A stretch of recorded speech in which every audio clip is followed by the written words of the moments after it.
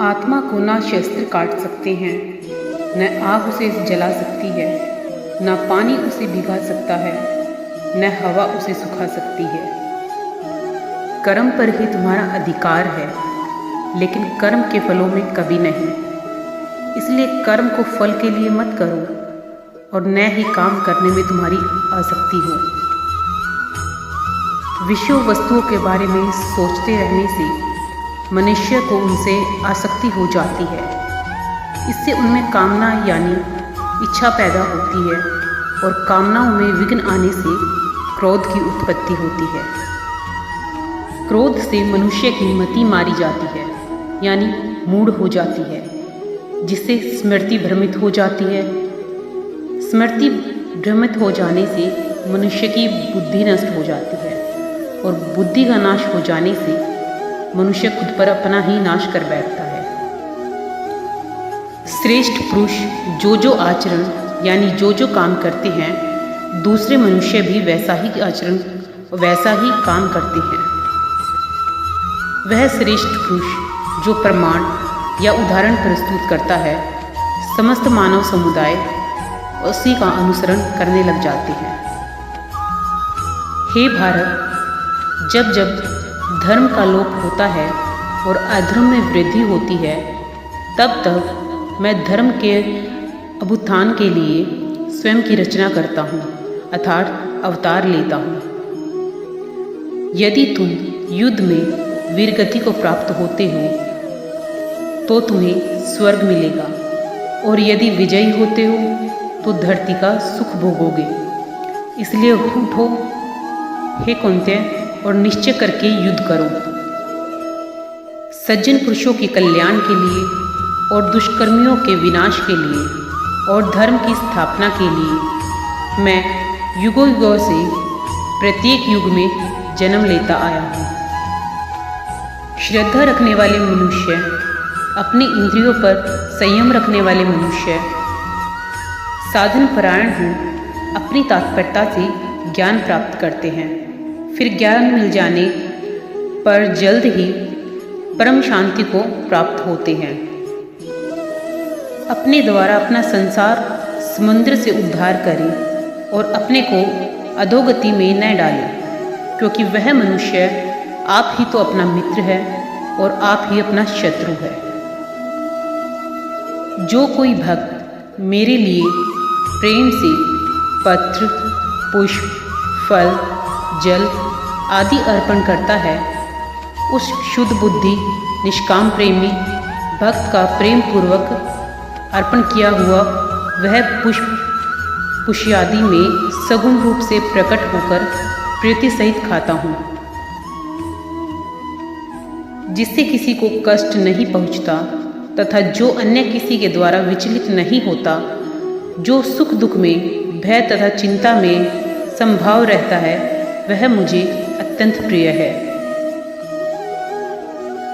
सभी धर्मों को छोड़कर मेरी शरण में आ जाओ, मैं तुम्हें सभी पापों से मुक्त कर दूंगा, इसमें कोई संदेह नहीं है। श्री कृष्ण कहते हैं कि जब जब धर्म की हानि और अधर्म की वृद्धि होती है, तब तब मैं अपने स्वरूप की रचना करता हूँ। साधुओं की रक्षा के लिए, दुष्कर्मियों का विनाश करने के लिए, धर्म की स्थापना के लिए मैं युग युग में मानव के रूप में अवतार लेता हूँ। जो न कभी हर्षित होता है, न द्वेष करता है, न शोक करता है, न कामना करता है, तथा जो शुभ और अशुभ संपूर्ण कर्मों का त्यागी है, वह अभियुक्त पुरुष मुझे प्रिय है।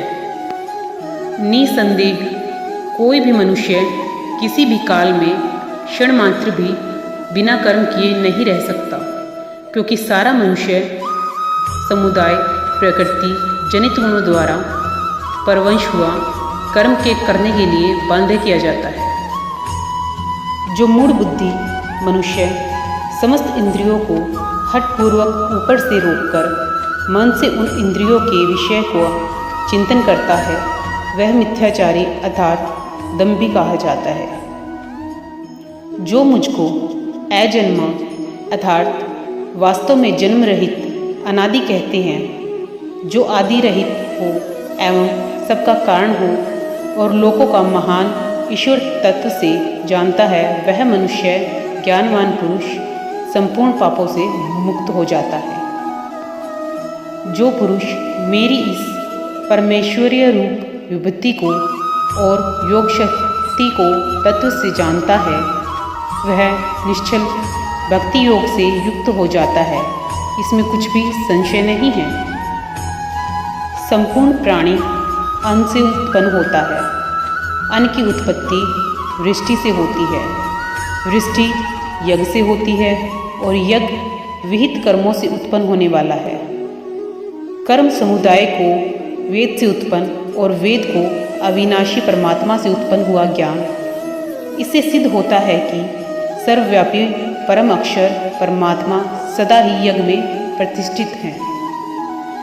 निश्चय करने की शक्ति, यथार्थ ज्ञान, असंपूर्णता क्षमता, सत्य, इंद्रियों का वश में करना, मन का निग्रह तथा सुख दुख, उत्पत्ति प्रलय और भय अभय तथा अहिंसा, समता, संतोष, तप, दान, कीर्ति और अपिकर्ति, ऐसे ये प्राणियों के नाना प्रकार के भाव मुझ में ही होते हैं।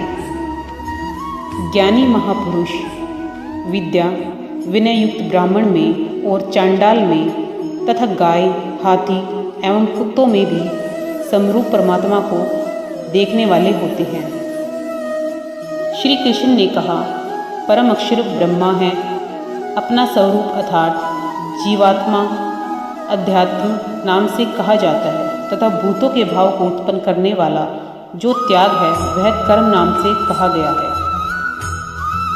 जो दुख रूप संसार के संयोग से रहित है तथा जिसका नाम योग है, उसको जानना चाहिए। वह योग न उकताए हुए अर्थात धैर्य और उत्साह युक्त चित्त से निश्चयपूर्वक करना कर्तव्य है।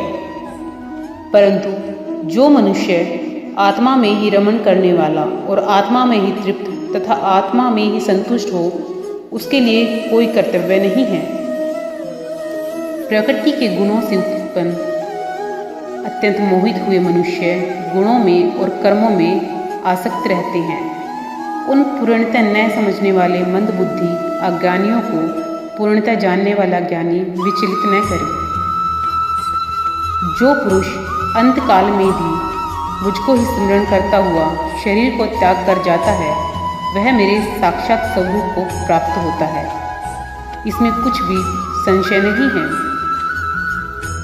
न मैं यह शरीर हूँ और न यह शरीर मेरा है, मैं ज्ञान स्वरूप हूँ। ऐसा निश्चित रूप से जानने वाला जीवन मुक्त को प्राप्त करता है। वह किए हुए और न कर्मों का स्मरण नहीं करता। हे परमेश्वर, आप अपने को जैसा कहते हैं यह ठीक ऐसा ही है, परंतु हे पुरुषोत्तम, आपके ज्ञान, ऐश्वर्य, शक्ति, बल, वीर तथा तेज से युक्त ऐश्वर्य रूप को मैं प्रत्यक्ष देखना चाहता हूँ। चिंता से ही दुख उत्पन्न होते हैं, किसी अन्य कारण से नहीं। ऐसा निश्चित रूप से जानने वाला चिंता से रहित होकर सुखी, शांत और सभी इच्छाओं से मुक्त हो जाता है।